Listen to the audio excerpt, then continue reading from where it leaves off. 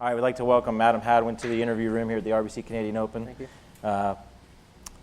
Tell us a little bit about the course here. You have played here before, and you finished T37 at last year's event. Yeah. And just some opening thoughts about the course here at Shaughnessy. I think it's a great course. It's a typical lower mainland golf course here in BC. It's tight, it's tree lined, it's got thick rough, and I think with a lot of the par fours being upwards of 450, 460, and how narrow the fairways are and how thick that rough is, it's going to be a premium on driving this week. You got to get the ball in the fairway to give yourself a chance. I only played 9 holes yesterday on the back 9, and every time I hit it in the rough, I wasn't able to even get it to the greens. So just a premium on driving, and then the greens are so small that I think a guy that hits a lot of greens this week is going to do very well. I guess it's a premium ball strikers golf course, and I think that suits me very well this week. So Kind of feels like a home tournament for you. You grew up just an hour away. it does, yeah. No, it's awesome. It's going to be a lot of fun this week. I'm going to have some family out. I'm going to have some friends out, hopefully, and I am staying in a hotel. It's like you said, about an hour away, so traffic and everything too long of a drive for an early tee time. But yeah, it's nice to play on home soil again. Questions? Adam, there's a group of there's a group about 3-4, yourself, Eugene Wong, Nick Taylor, same age group. Yep. It's been a while since Canada produced somebody who is competitive internationally. I know you don't think about that, but does it factor into it? Can I be the next guy? Can I be a guy who makes a bit of a splash internationally, the way Mike Weir did it? Yeah, like you said, I don't really think about those kind of things. I think the state of Canada's future is very bright. I think there's a lot of good talent coming up. It may take 2 or 3 years to really see that international factor happen, but I don't really think about that. If I am the guy, then that's awesome. But it's I just got to take care of my business, and that's how it's gonna unfold. If I could follow up on that too, do people maybe underestimate how difficult it is competitively internationally in golf now? I would say a little bit. I think Canada's golf public is hungry for another player. We had Mike Weir. We were riding Mike Weir for so long, and he was our guy. He's struggling a little bit now, and I'm sure he'll get it back and he'll find a way to get it done. But I think that there's some young guys that are going to step up here pretty soon and take over and be that guy for Canada again. And it may not just be one guy. It could be 3 or 4 guys here pretty soon. Hearn's playing very well this year. Dillette's always up there. So, hopefully we'll have 2 or 3 more guys join them soon.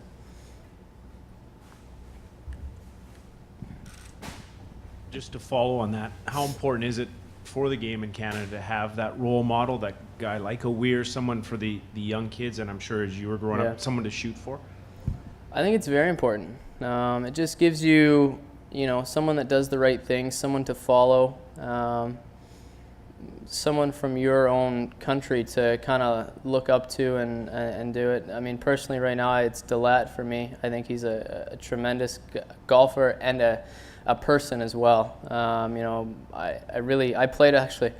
played with him here at the PNG Amateur. My last time I played here was when I first met him.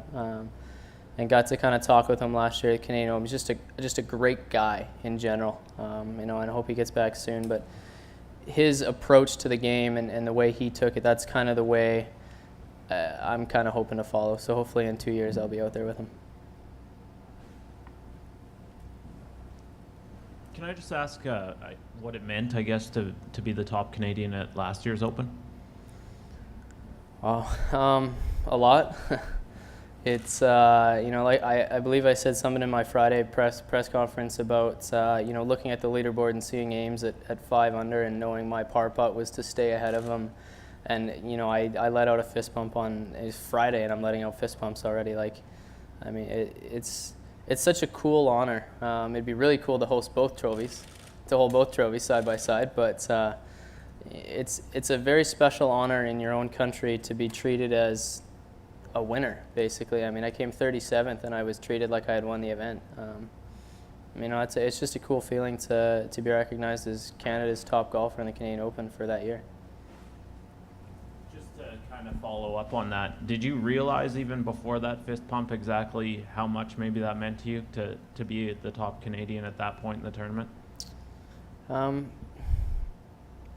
guess not deep down. I wanted to be, maybe just to be the top Canadian, but it was, I didn't realize the recognition that would follow or anything like that. But it was a pretty cool experience.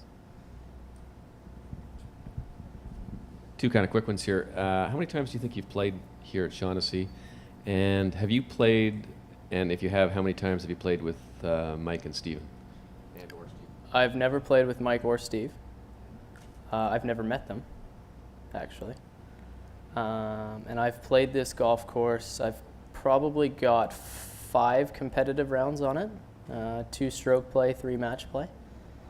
And then, but it's been 5 or 6 years, I think, since I've played it. So Those are the only rounds you played? those are the only rounds I've played, yeah. Yeah, 2 questions, if I might add. So you've had a little taste of the Canadian support.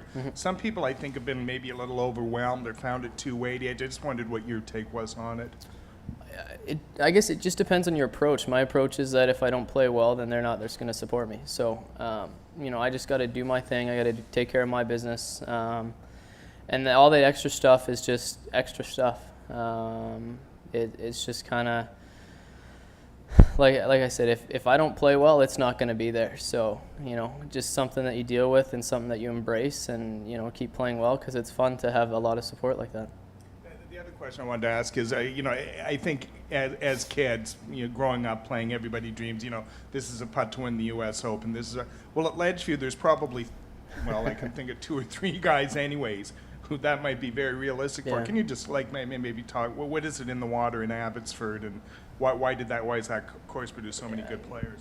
Yeah, I've had that question a lot. It's just the type of course that it is. It's very hilly. It's tight. It's tree line, and they've got very tricky greens. You got to put your ball in the right spot.